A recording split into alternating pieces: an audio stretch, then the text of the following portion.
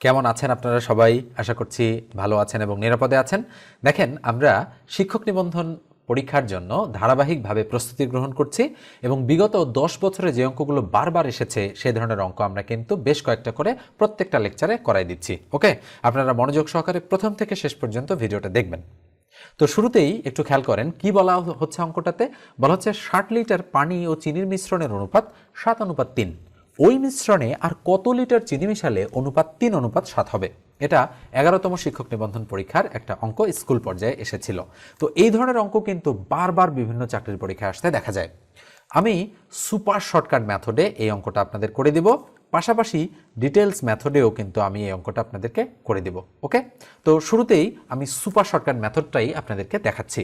খেয়াল করেন, এই ধরনের অঙ্ক যদি থাকে যেখানে প্রথমে একটা অনুপাত দেওয়া রয়েছে এবং পরবর্তী সময়ে কোনো কিছু মেশালে বলা হচ্ছে ওই অনুপাতটা রিভার্স হয়ে যাবে বা বিপরীত হয়ে যাবে। এখানে বলা হচ্ছে 7:3, এখানে হয়ে যাবে 3:7। তো এই ধরনের অঙ্ক করার জন্য আপনারা একটা সুপার শর্টকাট মেথড প্রয়োগ করতে পারেন। সেটা কি? সেটা হচ্ছে যে এখানে যে মোট মিশ্রণটা দেওয়া আছে সেটাকে আপনারা এই দুটো অনুপাতের মধ্যে ছোট যে সংখ্যাটা রয়েছে সেটা দিয়ে ভাগ করবেন। আচ্ছা বলেন তো, 60কে 3 দিয়ে ভাগ করলে কত হয়? 20। আর এই দুটো অনুপাতের পার্থক্য কত বলেন তো দেখি? 7-এর থেকে 3 বাদ দিলে কত হয়? 4। আবার এই 7-এর থেকে 3 বাদ দিলেও কত হয়? 4। তাহলে অনুপাতের বিয়োগফল কত? 4। অর্থাৎ +4 -4 কোনো ব্যাপার না, 4। ঠিক আছে, তাহলে এই 4 দিয়ে এটাকে গুণ করে দিবেন। বলেন তো দেখি 4×20 কত হয়? 80। তার মানে 80 লিটার হচ্ছে এটার আনসার। উত্তরটা গ। দেখেন, মুহূর্তের মধ্যেই কিন্তু আপনাদের অঙ্ক হয়ে যাবে। তাহলে নিয়মটা কি? নিয়মটা হচ্ছে মোট মিশ্রণটা আপনারা উপরে রাখবেন, ভাগ করবেন, মিশ্রণের ছোট সংখ্যাটাকে দিয়ে গুণ করবেন অনুপাতের পার্থক্য। কিসের? বলেন তো দেখি। অনুপাতের পার্থক্য দিয়ে গুণ করবেন। তাহলে মোট মিশ্রণ 60, মিশ্রণের ছোট সংখ্যাটা কত? 3, আর অনুপাতের পার্থক্য কত? 7 থেকে 3 বাদ দিলে কত হয়? 4। তার মানে আমাদের কত লিটার আনসার? 60 লিটার হচ্ছে আনসার। এখন এই অঙ্কটা যদি আপনারা ডিটেইলস করতে চান, ওকে, ডিটেইলস মেথডে যদি শিখতে চান, তাহলে আমাদের কি লিখতে হবে? আমাদের লিখতে হবে যে মোট মিশ্রণ কতটুকু? 60 লিটার। ওকে, আমাদের এটা লিখতে হবে। এবার লিখতে হবে পানি ও চিনির অনুপাত কত? 7:3। তাহলে আমরা লিখব পানি অনুপাত চিনি, ওকে, ইকুয়াল কত? 7:3। আমি ইংরেজিতে লিখতেছি। আচ্ছা বলেন তো দেখি, এই 7:3 মোট হচ্ছে 60, এর কত কত অংশ সেটা বের করার জন্য আমরা কি করব? এবারে অনুপাতের যোগফল করব। তাহলে আমরা লিখব অনুপাতের যোগফল। অনুপাতের যোগফল 7 আর 3 10। তাহলে আমরা যদি পানির পরিমাণ বের করতে চাই, তাহলে পানির পরিমাণ যদি আমরা বের করতে চাই, তাহলে ইকুয়াল আমরা কি লিখতে পারি? আমরা লিখতে পারি 60 এর নিচে 10 উপরে 7। তাহলে বলেন তো কত হয়? 6 × 10 = 60, 6 × 7 = 42, তার মানে 42। এবার আমরা যদি চিনির পরিমাণ বের করতে চাই, তাহলে চিনির পরিমাণ কতটুকু হবে? আমাদের হবে 60 এর নিচে হবে 10, আর চিনি কতটুকু? 3। তাহলে 3। তাহলে বলেন তো কত হচ্ছে? 6 × 10 = 60, তাহলে 3 × 6 কত? 3 × 6 = 18। তার মানে আমরা বলতে পারি পানি হচ্ছে 42 আর চিনি হচ্ছে 18। দেখেন 42 আর 18 কিন্তু 60 মেকআপ হয়ে গিয়েছে। তাহলে আমরা বলতে পারি যে আমাদের কি আছে? আমাদের পানি আছে, মোট পানি আছে কতটুকু? পানি আছে আমাদের মোট হচ্ছে 42, আর চিনি আছে কতটুকু? চিনি আছে আমাদের মোট কিন্তু 18। তাহলে পানি অনুপাত চিনি, তাহলে অনুপাত মানে তো ভগ্নাংশ। এবার আমরা প্রশ্ন মতে লিখতে পারি, তাহলে পানি আছে 42 আর চিনি আছে কত? 18।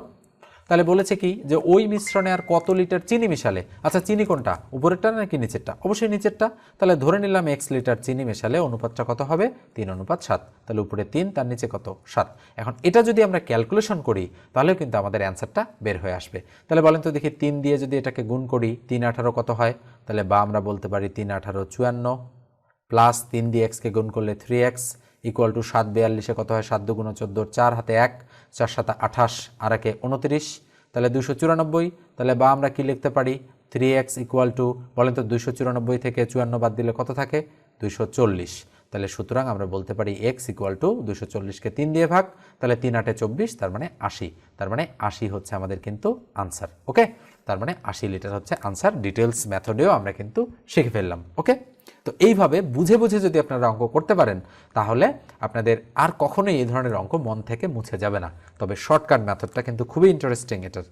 এখানে একটা বিষয় আমি বলি, সংবিধিবদ্ধ সতর্কীকরণ যেটাকে আমি বলে রাখি, সেটা হচ্ছে এরকম রিভার্স যদি না হয় তাহলে কিন্তু এই নিয়মটা প্রযোজ্য হবে না। তখন কিন্তু এখানে যদি আলাদা সংখ্যা, এখানে যদি আলাদা সংখ্যা থাকে, তাহলে কিন্তু এইভাবেই আপনাদেরকে করতে হবে। এটা কিন্তু একটু মনোযোগ সহকারে আপনারা শুনে রাখেন, ঠিক আছে?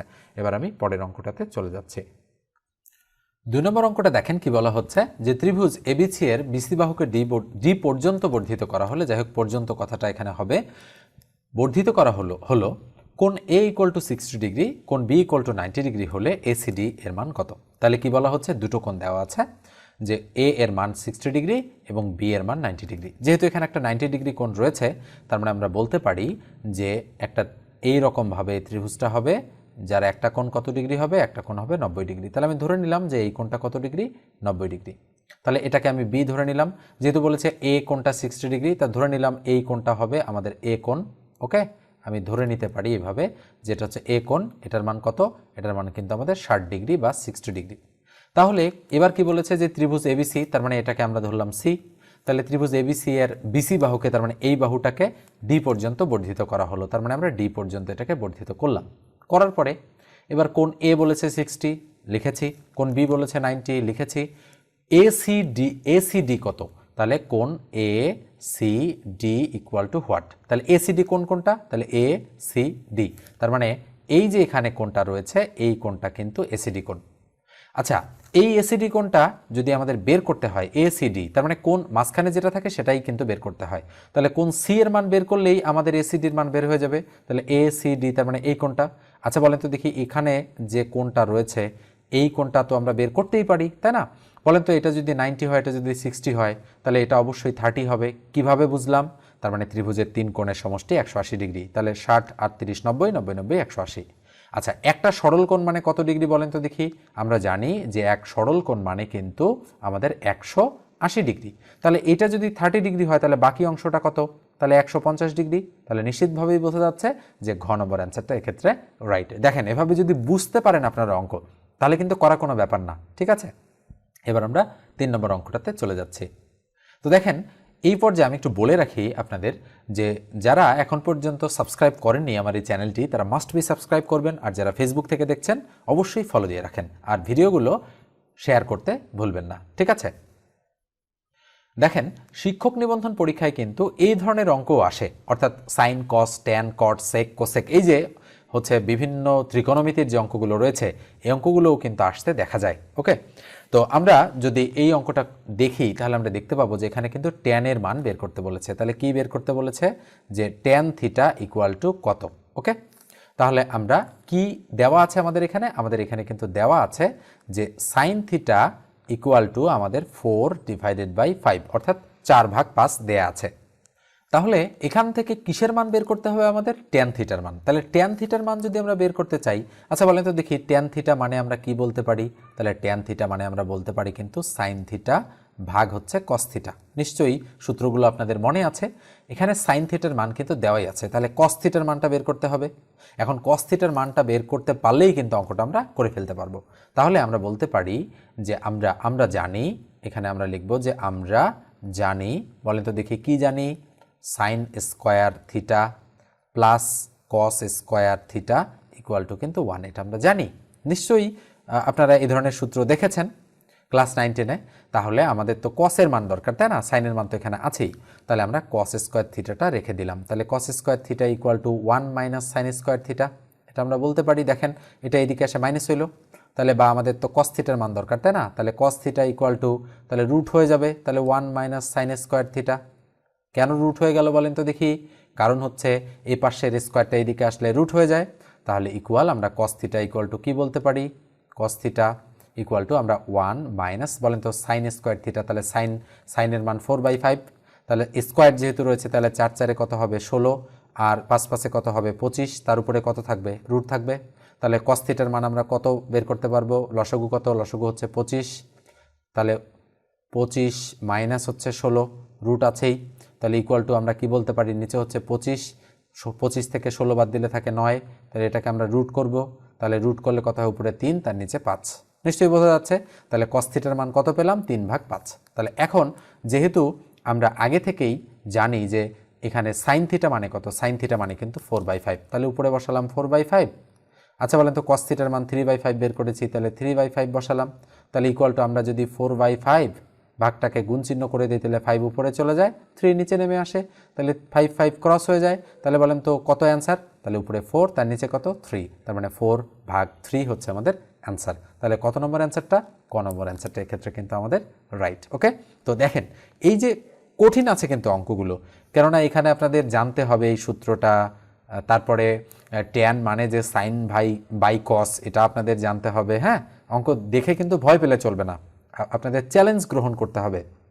চ্যালেঞ্জ যদি নিতে না পারেন তাহলে কিন্তু চাকরি কখনো হবে না। ওকে, আপনাদের চ্যালেঞ্জ নিতে হবে এবং প্রচুর পরিমাণে পরিশ্রম করতে হবে, তাহলেই কাঙ্ক্ষিত লক্ষ্যে আপনারা পৌঁছাতে পারবেন। এবার আমরা 4 নম্বর অঙ্কটাতে চলে যাচ্ছি। সরি, একটু প্রবলেম হয়ে গিয়েছে, আমরা 4 নম্বর অঙ্কটাতে চলে যাচ্ছি। দেখেন 4 নম্বর অঙ্কটা কিন্তু অনুপাতের একটা অঙ্ক, এটা 16তম শিক্ষক নিবন্ধন পরীক্ষার স্কুল সমপর্যায়ে 2 এসেছে বা স্কুল 2 এসেছে আমরা যেটাকে বলি। তো এ অনুপাত বি কত দেওয়া আছে, 2:3, তাহলে আমরা বলতে পারি a:b ইকুয়াল দেওয়া রয়েছে 2:কত 3, আর b:c কত দেওয়া আছে 6:7, তার মানে b:c দেওয়া আছে 6:7। এই ধরনের অঙ্ক করা খুবই সহজ যদি এই কোণাটা মিল থাকে। মিল থাকা মানে কি, চলক মিল থাকা, এখানেও বি এখানেও বি, তাহলে আমরা এই দুই বি এর মধ্যে একটা বি লিখতে পারবো। তবে এই কোণা মিল থাকলে কিন্তু নিয়মটা প্রযোজ্য হবে না। তো এই কোণাটা মিল থাকলে আমরা দ গুণন পদ্ধতি অ্যাপ্লাই করে দিতে পারি, তার মানে দয়ের এই কোণাটা রয়েছে, এই কোণাটা মিল থাকতে হবে। তাহলে প্রথমে এ অনুপাত 2b এর মধ্যে একটা বি অনুপাত সি ইকুয়াল কত হবে, দ গুণন পদ্ধতি যদি আমরা কাজে লাগাই 6 × 2 = 12, তার মানে এই টানটা যেখানে রয়েছে সেটা গুণ, তাহলে 6 × 2 = 12 আর এই কোণাটা গুণ এবার, তাহলে অনুপাত 3 × 6 কত 18, অনুপাত 3 × 7 কত 21। তাহলে কিসের মান বের করতে বলেছে, a:c বা a অনুপাত c, তাহলে বলেন তো a অনুপাত c কত হবে আমাদের, a কত 12, তাহলে 12 বসাই দিলাম, অনুপাত c কত বলেন তো, c হচ্ছে 21 বসাই দিলাম, তাহলে 12 আর 21 তো অ্যান্সারে নেই, তাই না? তাহলে আমরা একই সংখ্যা দিয়ে দেখে কাটতে পারি কিনা, তাহলে বা a:c ইকুয়াল আমরা কি বলতে পারি, তাহলে একেও 3 দ্বারা কাটা যায়, একেও 3 দ্বারা কাটা যায়, তাহলে 3 × 4 = 12 আর 3 × 7 = 21, তার মানে 4:7 বা 4:7 হচ্ছে আমাদের আনসার। তাহলে আনসারটা ঘ নম্বর। এরপর যে আমি একটু বলি যে আমাদের কিন্তু ম্যাথের বেসিক একটা কোর্স রয়েছে, আপনারা চাইলে সেই কোর্সটা করতে পারেন। এই মুহূর্তে অফার চলছে, মাত্র 510 টাকার বিনিময়ে আপনারা ফুল কোর্সটা কিন্তু পেতে পারেন। আমার রেগুলার কোর্স ফি কিন্তু 2000 টাকা। ওকে, তো দেখেন এখানে কি কি থাকবে, 24টা লাইভ ক্লাস প্লাস 12টা রেকর্ডেড ক্লাস, মানে টোটাল 36 ক্লাসেস থাকবে সেখানে, এবং পিডিএফ লেকচার শিট থাকবে কিন্তু 20টা, যেখানে অত্যন্ত গুরুত্বপূর্ণ 500টা অঙ্ক আমি আপনাদের সিলেকশন করে দিব, এবং এই অঙ্কগুলো থেকে সরাসরি 10 বা 12টা অঙ্ক আপনাদের কিন্তু চলে আসবে, এটা নিঃসন্দেহে বলা যেতে পারে। আপনারা যারা কোর্সে জয়েন করতে চান তারা 01642702760 এই নাম্বারে সরাসরি কল করতে পারেন বা হোয়াটসঅ্যাপ করতে পারেন। ঠিক আছে, এবার আমরা 5 নম্বর অঙ্কটাতে চলে যাচ্ছি। 5 নম্বর অঙ্কটা দেখেন 16তম শিক্ষক নিবন্ধন পরীক্ষার অঙ্ক। এটাও বলা হচ্ছে টাকায় 6টি লেবু ক্রয় করে টাকায় 5টি লেবু বিক্রয় করলে লাভের হার কত। ওকে, তো এই ধরনের অঙ্ক যেখানে টাকার ফিগার দুইটা সেম, তার মানে টাকায় টাকায় বলেছে, আমরা ধরে নিতে পারি 1 টাকায় 10 টাকায় 15 টাকায় 20 টাকায় যে কোনোটা, কিন্তু এখানেও টাকায় এখানেও টাকায়। যদি বলতে 100 টাকায় 6টি কিনে 100 টাকায় 5টি বিক্রি, তবুও আমি যে নিয়মটা করাবো সেটাই প্রযোজ্য হতো। তাহলে কি বলেছে, টাকায় 6টি লেবু ক্রয় টাকায় 5টি লেবু বিক্রয়, তার মানে 1 টাকায় ধরেন 6টি কিনেছি আর ওই 1 টাকায় 5টি বিক্রি করেছি, নিশ্চয়ই বোঝা যাচ্ছে যে লাভ হবে। তাহলে লাভ ইকুয়াল আমরা বলতে পারি ক্রয় মাইনাস বিক্রয় ভাগ বিক্রয় গুণন হচ্ছে 100। এই নিয়মটা কিন্তু অত্যন্ত একটা শর্টকাট নিয়ম এবং খুবই ইফেক্টিভ একটা নিয়ম। তাহলে টাকায় 6টি কিনেছি, তাহলে ক্রয় 6টা, বিক্রি করেছি 5টা, তার মানে 5 ভাগ বিক্রয় মানে 5 ইন্টু কত 100, তাহলে কত হবে, উপরে 1 তার নিচে 5 ইন্টু কত 100। যদি আমরা কাটাকাটি করি 5 20 কত হয় 100, তার মানে আমাদের সঠিক উত্তর 20% বা 20%, তার মানে খ নম্বর অ্যান্সারটা রাইট। দেখেন প্রত্যেকটা লেকচারে আমি কিন্তু একটা করে এক্সট্রা অঙ্ক আপনাদেরকে করে দিই। এই এক্সট্রা অঙ্কটা দেখেন একটু ভালো করে, যে শতকরা বার্ষিক 12 টাকা হার মুনাফায় 500 টাকার কত বছরের সরল মুনাফা 360 টাকা হবে। এবং এক্সট্রা অঙ্কগুলো আমি একটু কঠিন ধাঁচের অঙ্ক রাখি এবং একটু সময় নিয়ে কিন্তু আপনাদের বোঝাই। এখানে কি বলেছে, শতকরা বার্ষিক 12 টাকা হার মুনাফায়, তার মানে সুদের হার কত টাকা 12 টাকা, এবং 500 টাকার তার মানে মূলধন কত টাকা 500 টাকা, কত বছরের তার মানে বছর বের করতে বলেছে, তার মানে বছর ইকুয়াল টু হোয়াট, মুনাফা 360 টাকা হবে, তার মানে এটা হলো মুনাফার মান। তার মানে নিশ্চয়ই এখানে চক্রবৃদ্ধির কথা উল্লেখ নেই কোথাও, তার মানে এটা সরল মুনাফার অঙ্ক। তাহলে সরল মুনাফার অঙ্কে আমরা আই ইকুয়াল PRN সূত্র প্রয়োগ করতে পারি, যেখানে আই মানে হচ্ছে মুনাফা বা সুদ, পি মানে হচ্ছে মূলধন বা আসল, আর মানে হচ্ছে সুদের হার বা মুনাফার হার, আর এন মানে হচ্ছে বছর। ঠিক আছে, তাহলে আই কত, মুনাফা দেওয়া আছে 360 টাকা, তাহলে 360 ইকুয়াল মূলধন কত 500 বসাই দিলাম, ইন্টু আর কত 12 টাকা, বার্ষিক শতকরা বার্ষিক 12 টাকা, তাহলে 12% মানে কত, উপরে 12 তার নিচে 100। এটা কিন্তু মনে রাখতে হবে যে সুদের হার যেটা থাকবে বা মুনাফার হার যেটা থাকবে সেটার নিচে 100 হবে, ইন্টু যেহেতু বছর এন এর মান, তাহলে এন বের করতে হবে, তাহলে 2 শূন্য কেটে দিলাম, তাহলে 360 ইকুয়াল কত থাকলো, 5 12 60, তার মানে 60n। তাহলে আমরা উল্টা পাশে উল্টায় নিতে পারি, 60n ইকুয়াল টু 360, তাহলে n ইকুয়াল টু উপরে 360 তার নিচে কত 60, তাহলে 0 0 কেটে দিলাম, তাহলে 6 6 কত 36, তার মানে n, তার মানে কয় বছরে, 6 বছরে, তার মানে শতকরা বার্ষিক 12 টাকা হার মুনাফায় 500 টাকার 6 বছরের সরল মুনাফা 360 টাকা হবে। আপনারা এমনিতে মুখোমুখি করে দেখেন, এটাই কিন্তু চলে আসবে। তার মানে আমাদের সঠিক উত্তর হচ্ছে খ নম্বরটা, এক্ষেত্রে রাইট। ঠিক আছে, তো এই হচ্ছে আমাদের আজকের লেকচারটা কেমন লাগলো অবশ্যই আপনারা কমেন্ট সেকশনে কমেন্ট করে জানাবেন। আর এখন পর্যন্ত সাবস্ক্রাইব না করে থাকলে অবশ্যই সাবস্ক্রাইব করে রাখবেন। আর ফেসবুক থেকে যদি দেখেন ভিডিওটা, তাহলে ফলো দিয়ে রাখেন। আর ভিডিওগুলো শেয়ার করতে কিন্তু ভুলবেন না। ওকে, ধন্যবাদ সবাইকে, ভালো থাকবেন, সুস্থ থাকবেন।